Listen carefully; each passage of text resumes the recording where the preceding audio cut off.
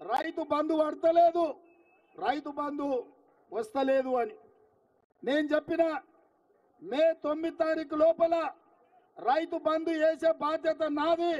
రైతు బంధు వేస్తా, అమరవీరుల స్తూపం దగ్గర 9 తారీఖు లోపల వేయకపోతే నేను ముక్కు నేలకు రాస్తా, వేస్తే నువ్వు రాస్తావా అని సవాలు విసిరిన.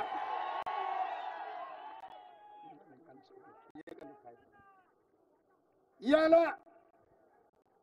ఆ సవాలు విసిరి 9 తారీఖు కాదు 6 తారీఖు లోపలనే ఈ రాష్ట్రంలో ఉండే 69 లక్షల రైతులకు రైతు భరోసా పథకం కింద ఆఖరి రూపాయి వరకు 6 తారీఖు నాడు అందరి ఖాతాలు వేసిన.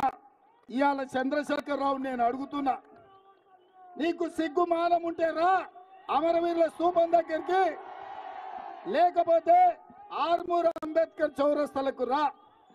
సవాలు విసురుడు కాదు, సవాళ్లు స్వీకరించే దమ్ముండాలి కేసీఆర్.